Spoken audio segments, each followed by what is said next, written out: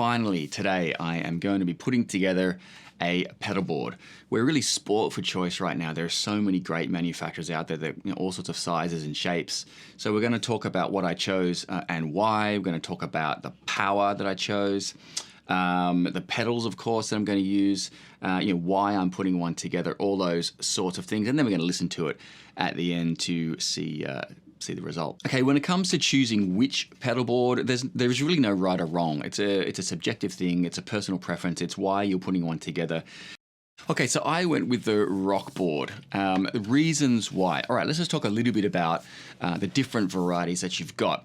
Okay, so just quickly, how does the Rockboard model number system work? They've got sort of 2.0, 2.1, 2.3, 3.4.5, those sorts of things. So what do they mean? Well, the first number is the depth of the board. So sort of top of the board down to the bottom.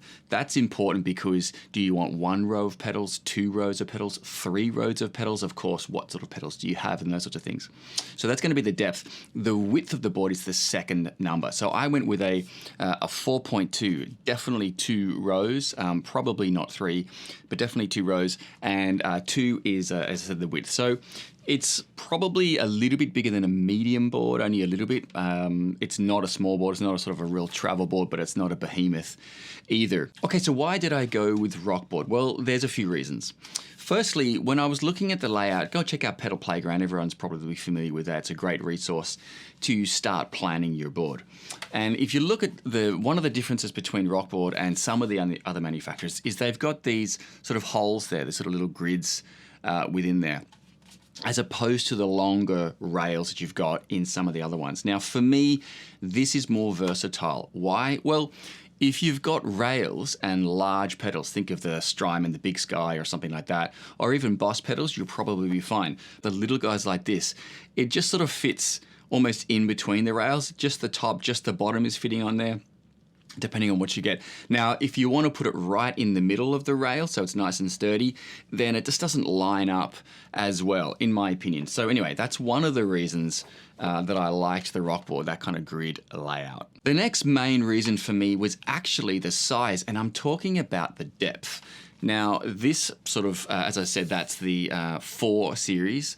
That's the first number of Rockboard. With this one, it seemed to sort of fit 2 rows nicely. Some of the other depths seemed a little bit strange to me if you're going with Boss style pedals, which I think the majority of pedals are probably in that size.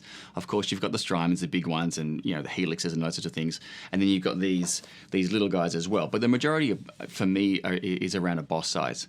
And you really had not enough room for 3, but way too much for 2. So size-wise, there always seem to be gaps in there. Of course, it depends what kind of pedals you got. So I liked the depth of this one a little bit more, is another reason I went for this. Okay, another main reason was the patch bay system that Rockboard have. They've got different patch bays or modules that you can insert in the front there. And what that allows you to do is route everything through at the top there. Instead of sort of pedals coming out the sides, you can route everything nice and neatly throughout. I got the module 2, so I've got power, I've got 4 sort of inputs, outputs, a USB, and a MIDI in and MIDI out. So that was sort of nice. Again, it's a bit of a luxury, but hey, why not if you can? All right, for those interested, it does come with a bag, which looks pretty good, pretty thick, pretty sturdy. So again, if you're going to rehearsals, going to gigs, you do have something you can put it in. And of course it comes with velcro that you need. And I got a little divider there because I'm gonna put my power supply underneath. Okay, so when you got all these pedals, you need to power them. Now, what you don't want is daisy chaining. Daisy chaining, it seems like the most beautiful solution, but it just doesn't work. Why? Well, because you don't have isolated sort of current or power going to each pedal. So you're going to more than likely introduce a lot of noise and it's going to sound horrible. So much like pedal boards, there's a lot of variety for power at the moment. Now, okay, so I went with the Voodoo Labs Pedal Power 3. I have the 2, which I'm going to sell now.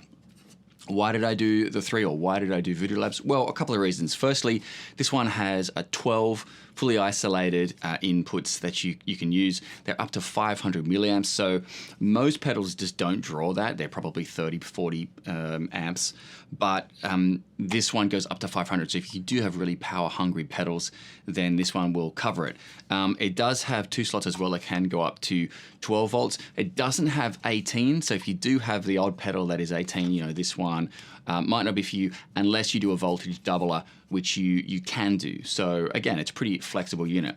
And then I got this expansion guy. So this has 4 extras. So I've got 16 all up that I can use. Now for me, that's more than enough, and you know, it's a luxury, but 16 pedals all on one board. Again, the flexibility there is I can try and put everything I have on there without having to swap them out if I've run out of power. So anyway, power, there's a lot of options there. Get something that's isolated. And one of the things, of course, is cabling. You've got your in that your guitar's going into, you've got your out to the amp. You might have 2 more in the effects loop, and then you've got your power from your power supply. So that's sort of up to 5 cables. So again, this is one of the reasons that I got the patch bay. Just kind of keeps things all nice and neat coming from one area. Now, speaking of power, I need to run a IEC connector, a kettle plug from the power supply to the module. So what I did was I got a nice short cable. Now this is just really handy because the usual kettle leads are quite long and they're thick, so you want to keep underneath your board neat and tidy. You never know what you're going to change, so it's a good idea to grab something that is nice and small.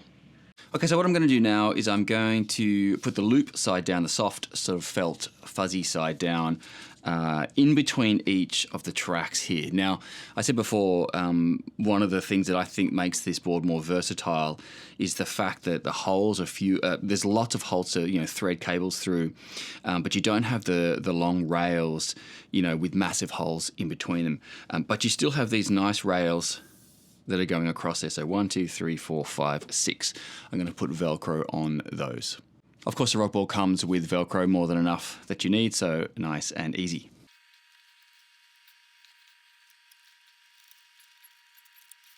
Okay, beautiful. 1 on the bottom. We'll go through, do the rest now.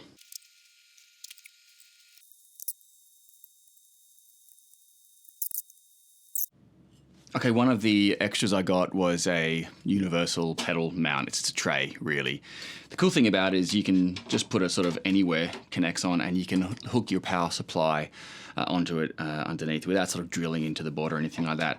The only thing is, with my Pedal Power 3, it's like 2 mil too long, or these are a bit short.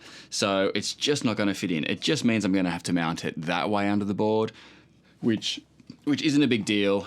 This other one, though, I'll have to mount on the other side and feed a cable through. So sort of minor annoyance there, but there you go. Okay, as I said, the power supply just doesn't fit that way, so I've got to go long ways under the board. But the beauty of having the shorter IEC, I just had to go under here just to loop it in there. I've got all my connections in there. I think I'm going to put the expansion pack over under here and the buffer as well. So just an idea of, you know, how it goes. Sometimes you've got to fiddle a little bit, and I need to make room up the top there for the patch bay to get my instrument cables in here. I don't have any MIDI right now, so there's no problems there. Okay, I'm going to feed them through and start connecting the pedals. Okay, now it's time, of course, to add the hook side of the Velcro to the bottom of your pedals. Now, this is standard Velcro, so I've got reasonably large strips here. If you're using dual lock, you need a fraction of this. Dual lock pros and cons. Dual lock is really, really tough. You've got to, you know, I've seen people almost get, you know, like a crowbar or a screwdriver to get it off. Now, for me, I don't need something that strong. I'm not traveling. I'm not worried about TSA trying to rip up my board or whatever it is. You know, it's primarily a studio board, so I need it sturdy and it's not going to move, but I'm not worried about super, super tight.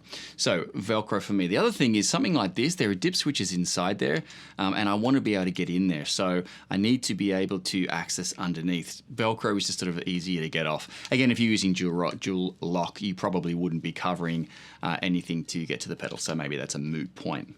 But grab all your pedals, put the amount of Velcro hook side on here that you need, and then we get to the fun stuff of positioning them and signal chain. All right, so now the fun part, right? You've got the power supply underneath. I've just got that loose at the moment. I want to try the layout of the pedals I've got. I've got around 14 pedals, most of them overdrives. As I said, this is a studio board, so I'm going to try and throw everything on there. I really want to have my wah there. I'm going to use the board for power, probably. Obviously, I can put a battery in here. Now, a lot of people put it off to the side of the board. I don't think this board is big enough to have the wah on the side, so I'm going to leave that off for the moment. Okay, in terms of basic signal chain, first things first is going to be a tuner. This is the Polytune 3 from TC Electronic. The reason I really like this, now I got the big one as opposed to the smaller footprint, just sort of easy to see, but the small one's great as well. Now, the reason I got this, the reason I really like this is that it includes the bona fide buffer, and that is really great. You need a buffer in your chain and you need a buffer up front. Why is that? Well, your guitar is high impedance and you need to get straight to low impedance. Otherwise, you're going to have that sort of loss of treble in your tone. So having a tuner makes sense first in the chain. It wants to see a nice clean signal. Having the buffer inside it makes the TC Electronic an obvious choice. Okay, from there I'm going to go into overdrives. I'm going to do kind of just layout at the moment, so I'm not too concerned about the signal chain. Look at that a little bit later. The Boss SD1, amazing pedal. The Boss Blues Driver, BD2, another amazing pedal there. Then I think I'll put in the Earthquaker devices, the Plumes. That's got a lot of variety on it, actually. I did a demo of this before. You can see up the top there. And then I might put the Tauren on from Joyo. I did another review of this as well. That's an interesting pedal. A loner here, subbing up again. I'm just sort of looking at basic layout at the moment. Again, you got to think of these are side mount. Okay, all three. This is a top mount. Back to side mounts. So I can put a little bit closer there perhaps. Then I've got my MXR Sugar Drive and my EP Booster. These are really great pedals. I love these. Smaller footprint, as I was saying, with the rails, depending on where you put them, I prefer the versatility of this board with sort of these little grids. I think it's a little bit easier.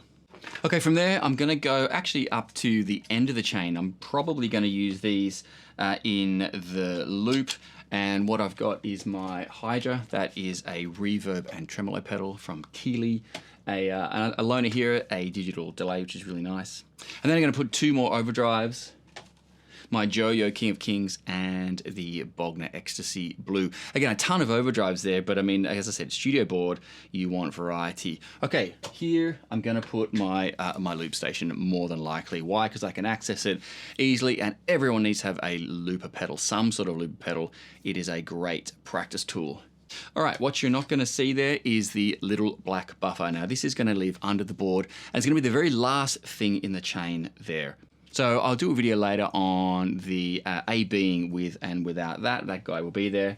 Now, the only other thing is I've got a loner here, a fuzz, another loner. I've got a few loners on the board here. So I might try and squeeze this on somewhere. It's a fuzz, so it's going to want to be at the front of the chain. Now, as I said, this is broadly the way it's going to be. I'm probably going to have the tuner here, loop station here, and my two wet effects or modulation effects at the top left. The rest of them, a ton of drives, are going to be broadly in this order. I'll play with the signal chain a little bit. All right, see you on the other side. All right, let's hear some sounds. Now, I think the important thing is, as I said, this is a studio board, so there's a ton of distortion pedals on here. But already I've got this is actually a couple of weeks later since I did the build, and I've got some other pedals that I can swap in and out, and that's the whole point. The other thing is I've got several different amps and they all have completely different characters. So, your bass sound is obviously pretty essential. I don't have just a straight pedal platform clean. I usually like the character of the amp. So today I'm running through the Sir Badger into the Boss Tube Amp Expander. Now that, of course, has a bunch of IRs that you can use. Right now I'm using a 212. So, that drastically changes the sound of things. But anyway, sort of bass sound, it's just a cleanish.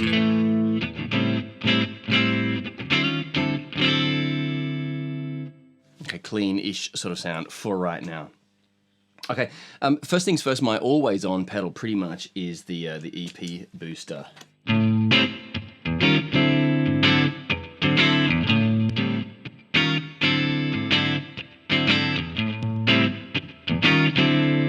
It just gives it something extra. You can particularly tell when there's some other distortions there. It just sort of makes everything sound sweeter. So it's pretty much an always-on pedal.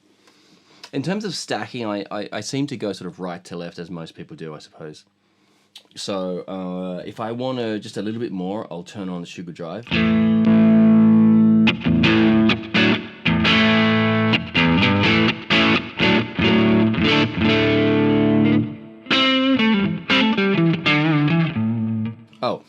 Up on the top left, you'll see the Hydro, which I'm running for some reverb, and I've got the DD7 just for a tiny bit of slap.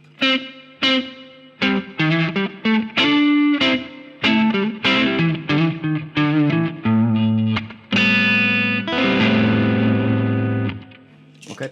Now, if I wanted something a bit more, I'll go to the blues driver.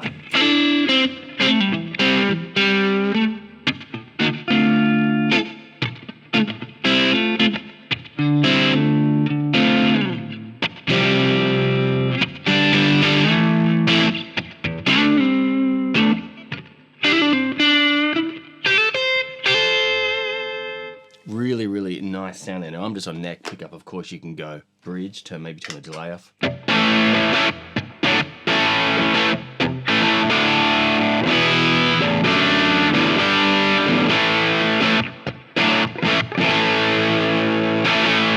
I've only got a Strat today. It's a humbucker HSS, so you've got a little bit of best of both worlds.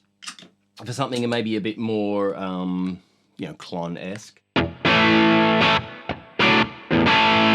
If you hear between them, this is some of the reasons I've got just a little bit of color on here.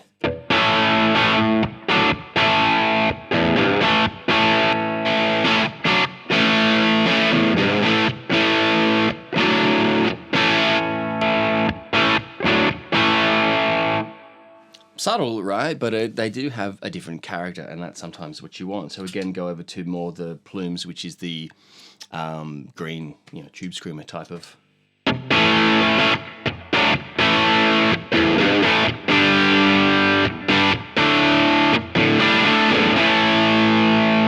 Again, great sound, but different, so we're different as well. Something that I'm often doing at the moment is stacking the MXR, the King of Kings.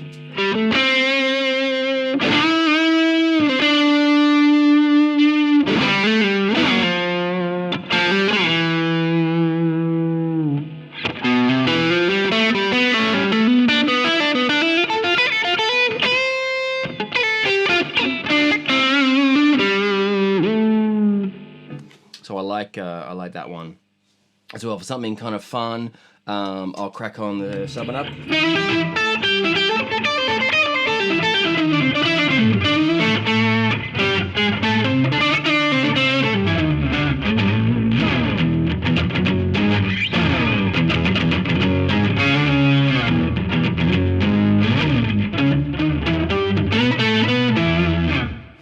That's kind of fun as well. If I want a bit more Plexi, I've got the Plexi sort of setting on here at the moment.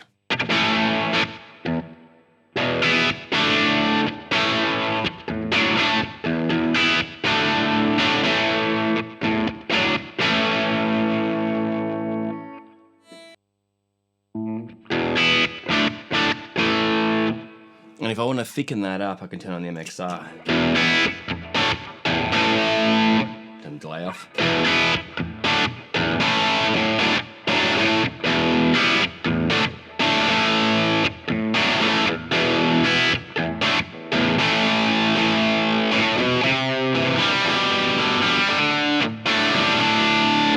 And for me, I never want more distortion. Well, never.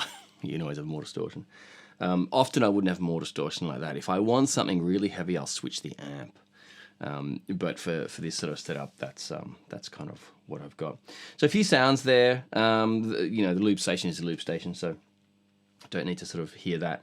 I've got the polytune, so it's always on. But if I cut it, it cuts my signal. Like that, pretty standard. I've got the buffer engaged on the tube, on the tuner. And I've got the little black buffer at the end of the chain as well. I'll do another video later where we A/B on this board with and without a buffer at the front and at the end of the chain, because that's kind of interesting as well. Oh, one more thing, I've got...